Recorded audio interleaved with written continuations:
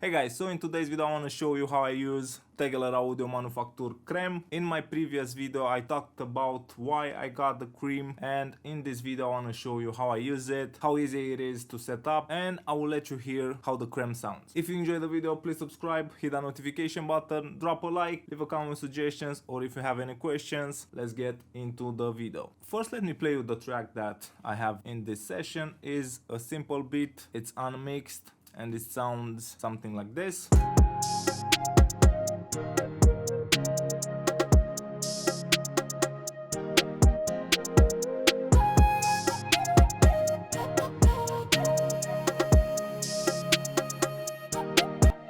So nothing too fancy, nothing too complicated. The only thing I did is add some reverb and some delays, and that's it. On my tubas I have L2. This is just for video purposes, so I don't clip tubas and distort the audio for the video. And the M recorder is the plugin that I record the audio from the DAW, so I can have it in my video. With that being said, now I want to show you the easiest way how you can set up your analog gear to work inside Studio One. You go to Option, Song Setup, Audio Setup. Here you can add the inputs and the outputs for the creme. I have the creme going in to my interface on channels 5 and 6. You can also delete the other unused inputs, so it's cleaner. Then you add another stereo output like I have here. You can rename it creme. I have it on 5 and 6 again. The signal goes from output 5 and 6 from my audio interface into the creme and going back into 5 and 6 analog input. I can show you a picture of how everything is connected. You just hit apply and you have the setup done. I like using creme inside Studio One via a plugin called Pipeline. This is how it looks. Basically, this is routing plugin. As you can see, I have here set up my send and the return. So basically the audio is going through the creme, and that's the easiest way you can set up an analog piece of gear inside Studio One. In my previous video, I've mentioned that I use the technique of mixing from top to bottom. That means that most of the time I start with my tubas processing, and that's why I think creme is my most important piece of gear at the moment, because it gives me the sound I want really fast. So let me explain just a touch the top to bottom mix technique. Usually start with the buses. As you can see, this is a regular mix. This is how I start all my mixes. I just set the levels, then I add some reverb, some delays, then I start with the two bus processing. I add the two bus processing, then I go to the bus processing, drum bus, instrument bus, and things like that. I don't process the vocal bus. The vocal bus is the later stages in the mixing process. So now with this mix, I have the rough mix. Now let's hear how the creme sounds. When doing my two bus processing with the creme, I usually start with compression. So the compression is down on the creme. A few important settings that I have: the compressor first, then I have the EQ, the sidechain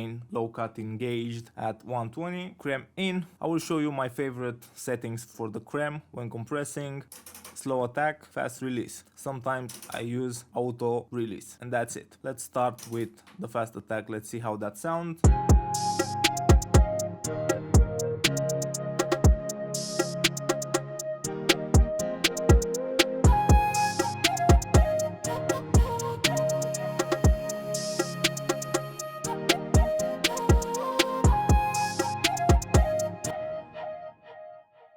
I start compressing until I see a few dB of gain reduction. This is a beat, I can afford to compress it a little more.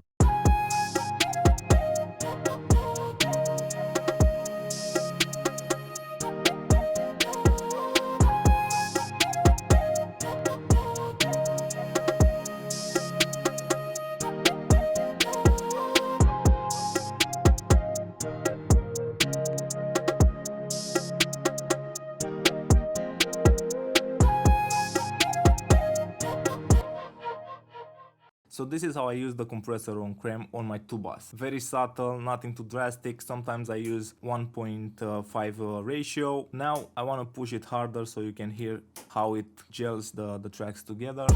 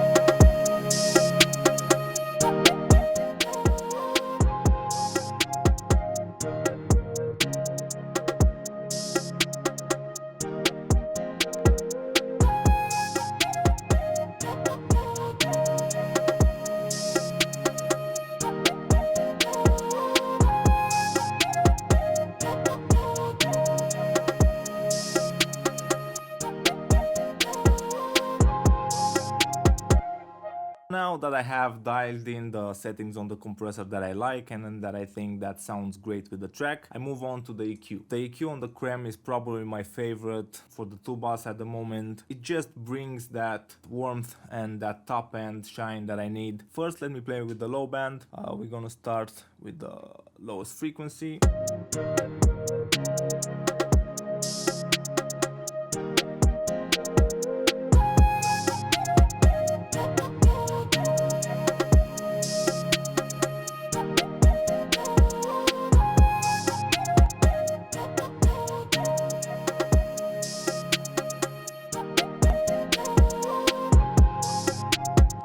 You can already hear the weight that Creme is adding to this mix. I am exaggerating the boost, but even at 5 dB it doesn't sound bad at all. Let's move to the next frequency.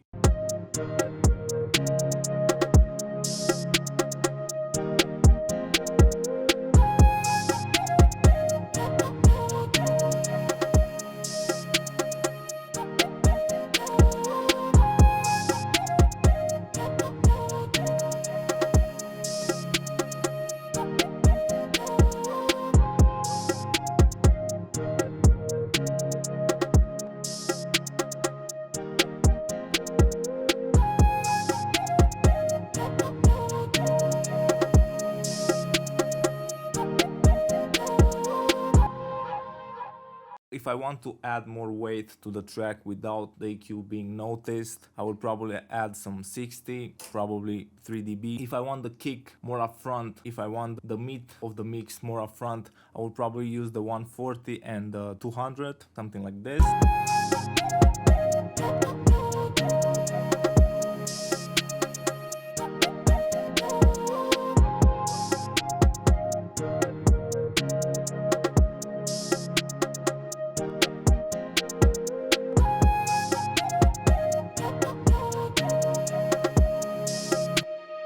Now let's move to the top band. It's really sweet. It doesn't sound harsh at all. That's why I like it. 10K, the first frequency. I'm gonna start boosting just a touch.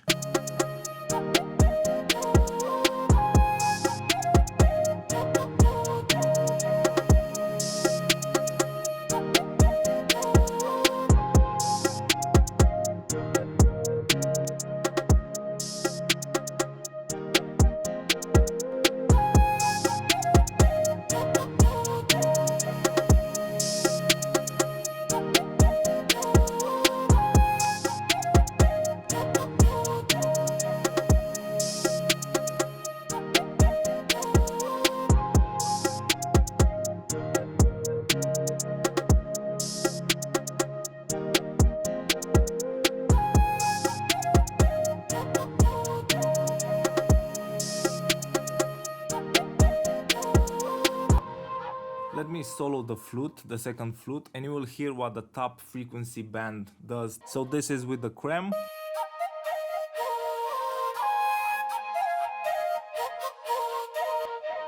And this is without.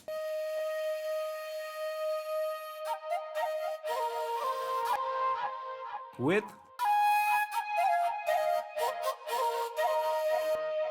And without.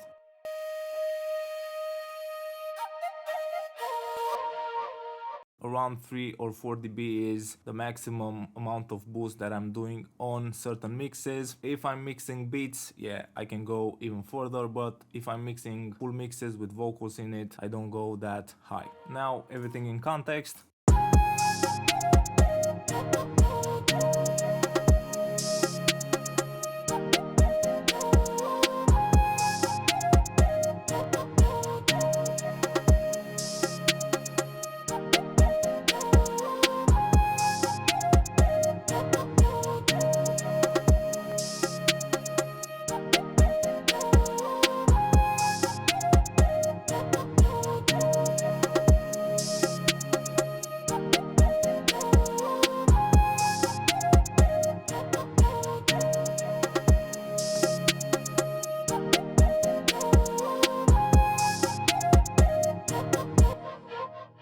this is how I set up Creme when mixing. Creme is my main 2-bus processor. Before Creme I use just a mid-side EQ to clean some frequencies and to add some stereo spread, and from this point on I start mixing the track into the Creme. So I have the Creme right from the beginning. This is the top to bottom mixing technique. This is how I do it, and this is why I love the Creme so much. It really adds that shine and that weight to my mixes. With the compressor you can glue everything together. Let me know in a comment what type of music do you want to see the Creme in action. I will do it. I hope you enjoyed this video. If you did, please subscribe, hit that notification button, drop a like, leave a comment with suggestions, follow me on Instagram, follow me on Facebook. Thanks for the support and see you guys next time. Oh, I almost forgot, we just hit 15k. Thank you very much for that. Cheers.